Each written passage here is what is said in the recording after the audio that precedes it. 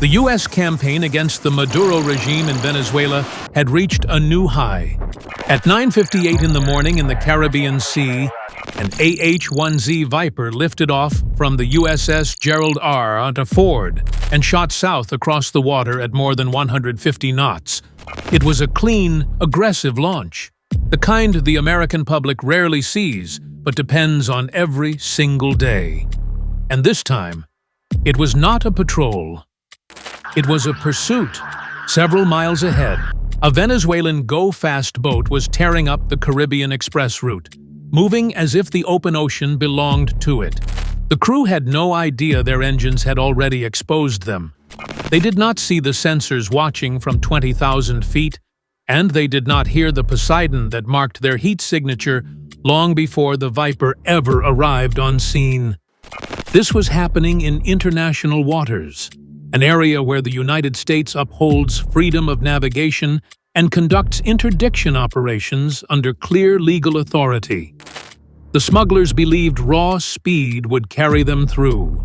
What they underestimated was American reach, the ability to forward track and close distance long before a suspect vessel even knows it is being hunted. The chase had already started. They were simply the last to realize it.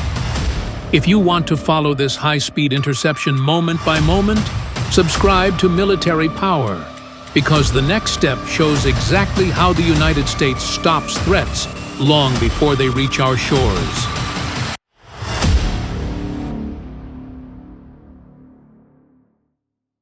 The real beginning of the interception did not happen at sea level. It began higher than most commercial aircraft ever fly, where a U.S. Navy P-8A Poseidon scanned the Caribbean with its layered sensor suite. In the middle of a field of harmless thermal noise, one signature stood out: the concentrated heat of two high-powered outboard engines pushing above 45 knots and moving straight north with no deviation. That kind of line, that kind of velocity, and that kind of heat spike rarely belongs to anything innocent on the Caribbean Express route. The Poseidon's crew locked onto the plume, then fed the coordinates into the Navy's secure data link. Each update refined the track until the system built a stable, predictable movement line. In maritime interdiction, this is the moment when a target stops being a possibility and becomes a plotted entity. The Viper did not need to see the vessel. The track file already provided heading, speed, and projected position every few seconds, allowing the helicopter crew to begin shaping the geometry of their approach long before they arrived within visual range. 18 nautical miles marked the transition point. Among aviators, this distance is known as a sensitive threshold, the moment when a helicopter can begin planning weapons employment, even though the target still remains blind to what is coming. At 18 miles, the smuggler boat remained unaware of the aircraft above it. But for American systems, the information was already complete. Range, drift, wake pattern, engine rhythm, all of it was stable enough to feed into a targeting timeline. To tighten that timeline, the Viper dropped into a low approach. Flying close to the water served two purposes. It kept the helicopter below the visual horizon of the vessel, and it masked the aircraft's profile against the sea's glare.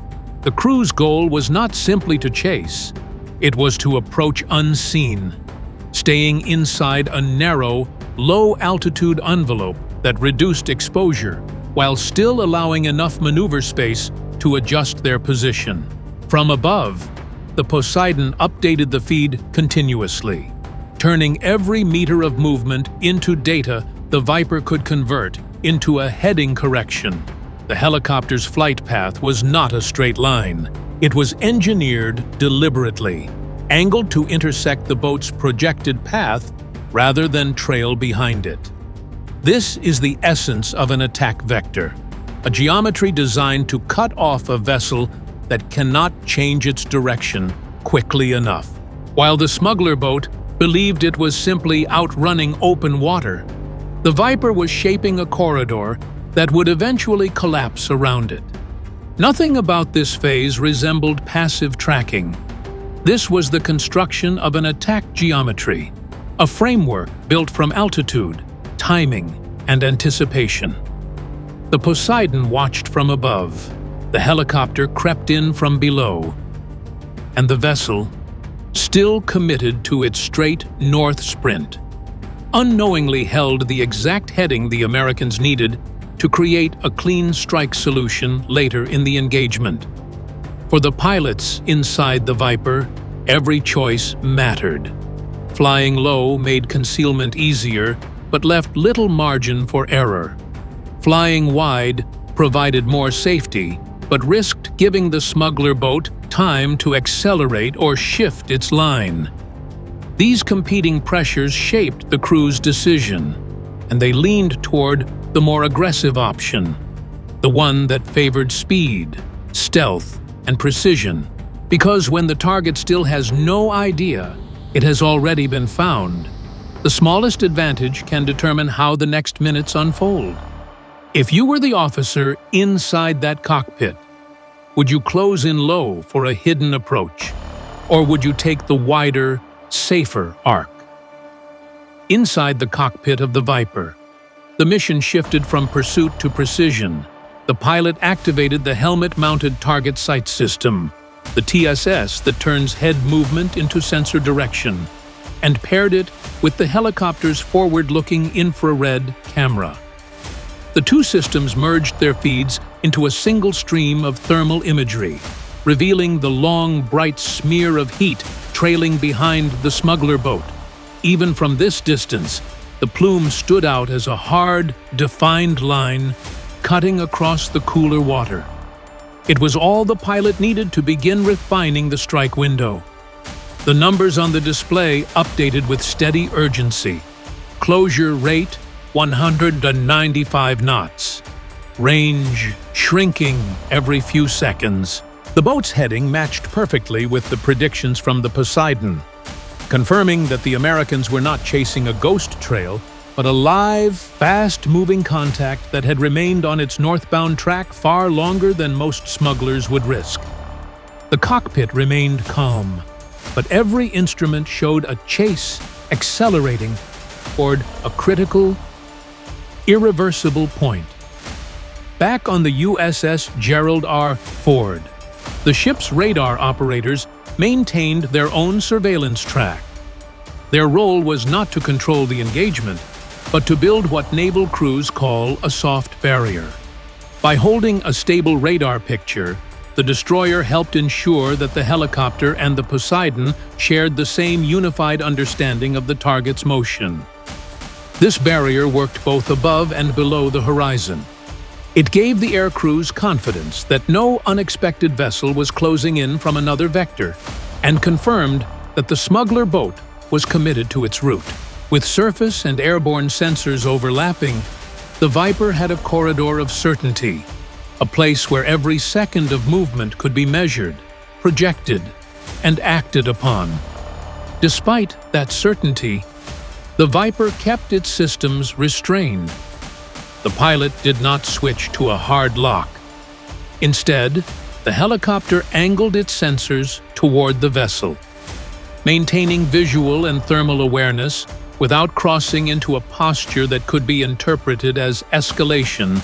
This method is known as deterrence by visibility, showing capability without activating the full targeting sequence. The message was subtle but unmistakable. If the smuggler boat turned into restricted lanes or attempted to close distance with the U.S. ship, the American aircraft was ready. But the crew of the boat did not break course. In fact, their behavior became more telling.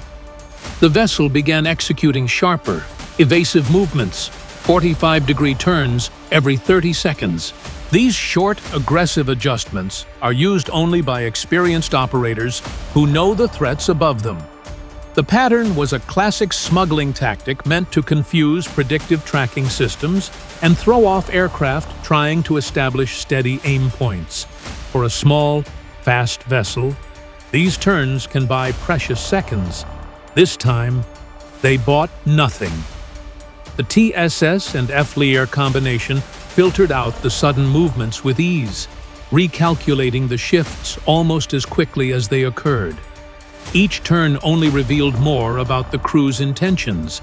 They were not searching for radio contact or easing off the throttle. They were not adjusting for weather or changing course toward a port. They were running fully intentionally, and they were committed to the attempt. All signs pointed in one direction. The target had no intention of stopping. They were prepared to push their engines, their luck, and the limits of their route in hopes of slipping past an American aircraft already closing the distance faster than they believed possible. And with every new maneuver, the Viper drew closer to the moment when shadowing would become striking. The final phase of the approach arrived with remarkable speed, when the range narrowed to roughly 5.5 kilometers. The Hellfire missile on the Viper's wing transitioned into its armed state. Inside the helicopter's digital systems, several critical processes activated almost simultaneously. The missile's seeker head began cooling, dropping to near -200 degrees Celsius to sharpen its thermal sensitivity. At the same time, the ring laser gyroscope spun up to 40,000 revolutions per minute, stabilizing the guidance package so the missile could withstand the violent acceleration that would come seconds later.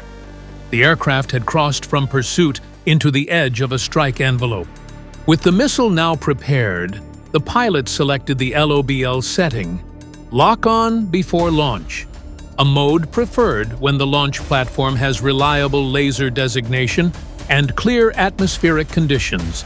This choice allowed the Viper to establish the missile's guidance solution before the weapon ever left the rail. The second selection, the direct attack profile, shaped what the missile would do after ignition. Instead of arcing high for a top-down strike against armor, the missile would take a flatter trajectory, rising only enough to correct its angle before diving at the waterline of the target. A waterline strike was not chosen by accident. The Go-Fast boat was built from lightweight fiberglass, a material that can skip on top of waves at high speed, but cannot endure explosive pressure. By driving the Hellfire into the seam where hull meets sea, the pilot ensured that the shock wave would tear open the bottom of the vessel and allow water to rush in immediately. Against small, fast boats with no armor, this is the most efficient way to end a pursuit. Not by shattering the superstructure, but by letting the ocean finish what the warhead begins. Throughout this preparation, the Viper's laser designator played a central role. The pilot kept the channeled beam fixed on the target despite the boat's aggressive rocking and sharp evasive movements. The turret's stabilization system absorbed the shakes and dips of the helicopter's own flight, turning what could have been an unstable aiming process into a clean, unwavering marker. Every second the laser stayed locked translated into better predictive tracking for the missile's onboard computer. Meanwhile, the USS Gerald R. Ford and the Poseidon continued feeding updates into the shared picture.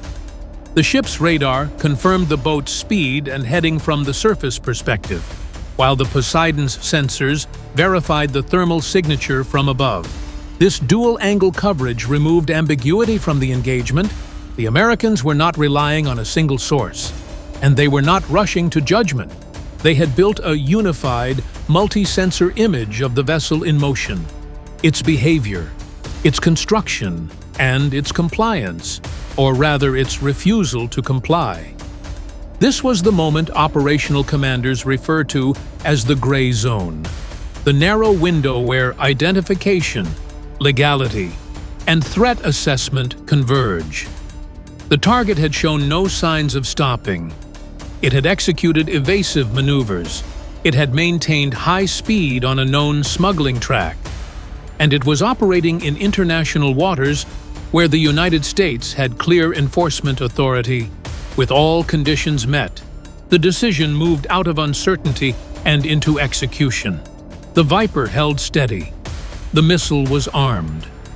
The geometry was set. Only one step remained.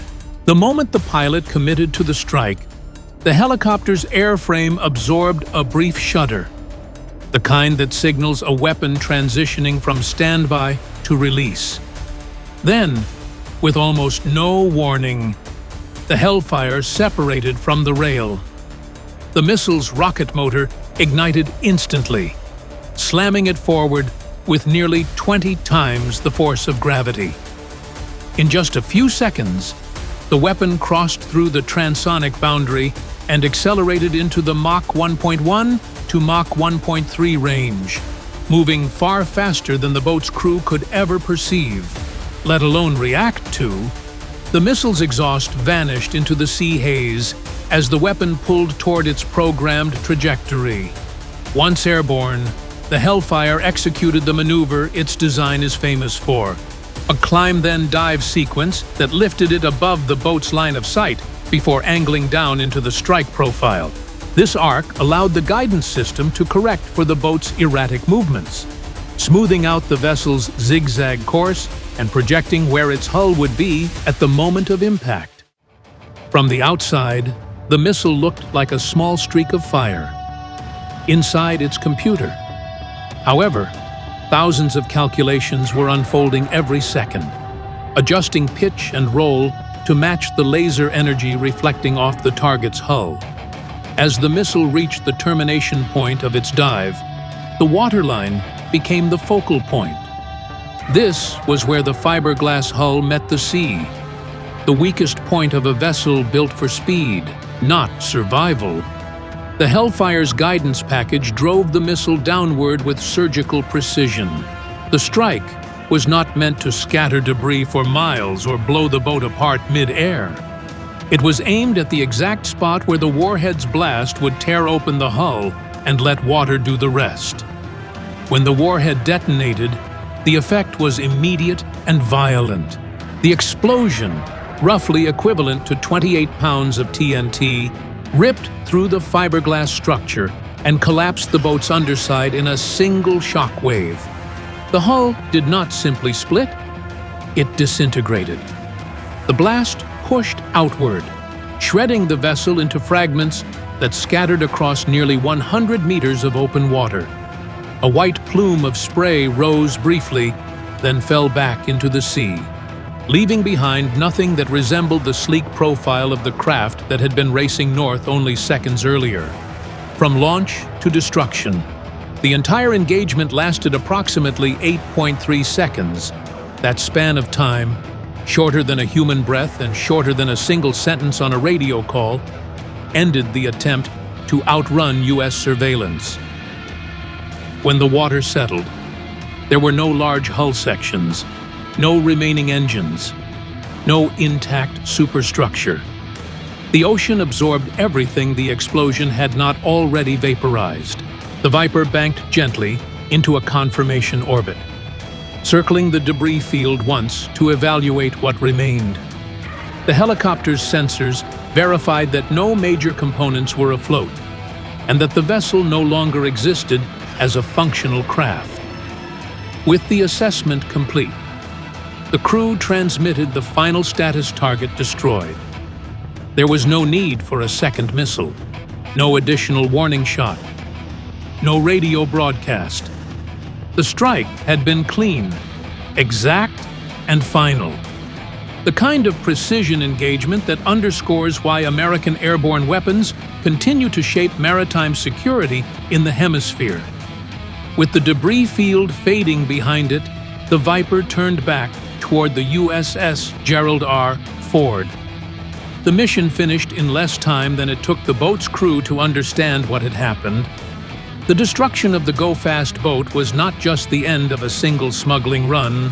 In the broader context of regional security, it functioned as a clear signal to every cartel network operating along the Venezuelan coastline.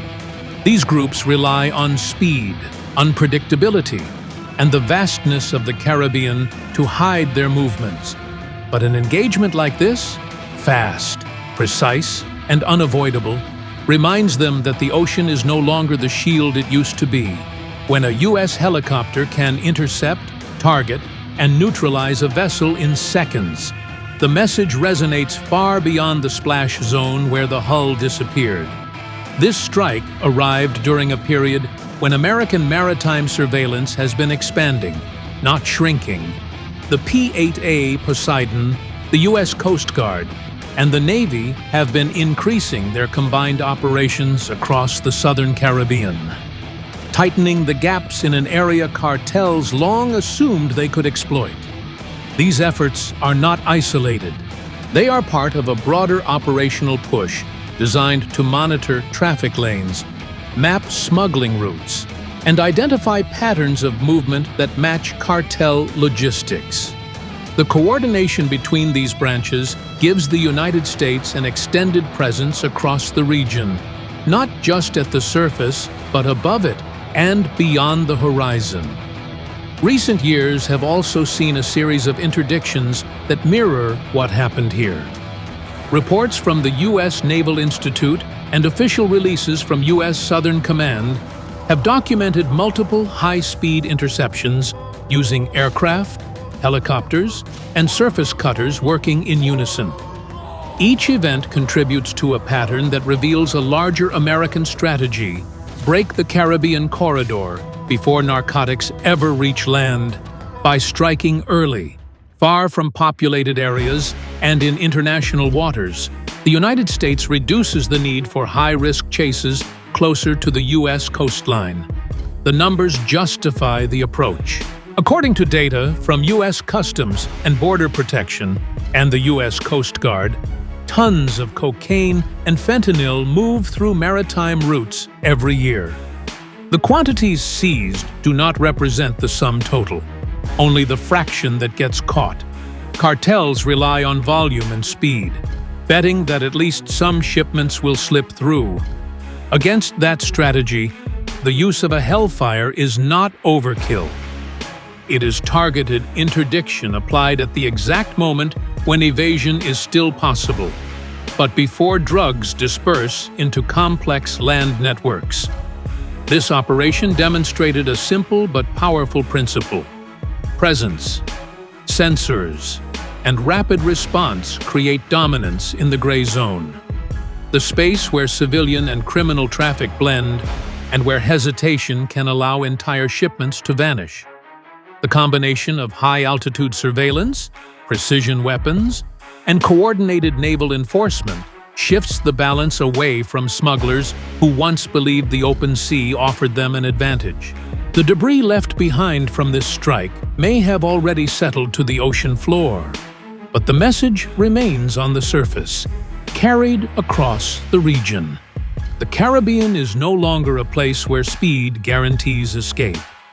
It is a monitored battle space, and the United States is proving it one engagement at a time. The strike quickly revived the familiar regional debate surrounding U.S. activity near Venezuelan waters. Each time American forces increase their presence in this part of the Caribbean, political voices in South America question whether Washington is applying pressure or operating too close to another nation's boundaries. The discussion grows louder whenever an engagement is dramatic, and a missile strike at sea always attracts scrutiny. Yet, the legal context is far more straightforward than the politics surrounding it.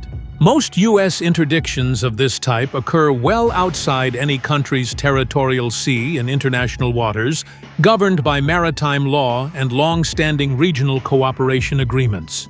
These open ocean areas are routinely exploited by criminal networks because they assume the lack of borders creates a shield. U.S. operations in these waters are conducted under recognized authority, and the framework for them has been reinforced repeatedly in public briefings and joint task force announcements. Washington's position remains consistent. Respecting sovereignty does not mean abandoning the high seas to unchecked smuggling. The United States does not carry out interdictions inside another nation's waters, but it also does not allow international routes to become safe lanes for criminal logistics. A vessel that races through open water on a known narcotics corridor, ignores monitoring, and maintains high speed, enters a space where enforcement is expected. This enforcement is not based on shows of intimidation. It relies on disciplined capability, the persistent surveillance of the Poseidon, the precise targeting of the Viper, and action taken only when the operational picture is complete. The 8-second strike disrupted a shipment likely worth millions, prevented its spread into land networks, and reinforced a clear precedent. The Caribbean corridor is no longer a permissive zone for fast-moving smugglers. The political debate will continue, but the operational reality remains unchanged. Order on the open ocean does not maintain itself. And in this region, the United States is the actor both ready and able to uphold it. What unfolded in the Southern Caribbean can be distilled into 4 essential moments. A U.S. Marine Corps AH-1Z Viper lifted off from a Navy ship. A P-8A Poseidon delivered precise tracking. A single Hellfire missile followed its programmed arc. And in just 8 seconds, a smuggling route that cartels depended on simply disappeared beneath the surface. Beneath that sequence lies a clear truth about modern maritime security. This engagement showed that presence, discipline, and technology form an advantage speed cannot overcome. The go-fast boat carried horsepower and a straight escape line across open water. Yet none of it mattered once the surveillance picture locked in. The Viper did not require a long chase or multiple warnings. It needed only a clean track and a single opportunity. The Poseidon mapped the target before the crew on the water had any awareness. The Viper turned that map into a firing solution, and the Hellfire ended the run without uncertainty or risk to surrounding vessels. That is how the United States maintains order in a space where cartels rely on chaos. The lesson is simple. Speed may help criminals, but integration protects oceans. And if a small fiberglass boat can vanish in 8 seconds, the next confrontation with larger or even armed smuggling craft will demand even more coordination. For viewers who want to see how those future encounters unfold, subscribe to Military Power. What happens next may reshape the way the world understands every high-speed chase on the open sea. See you next time.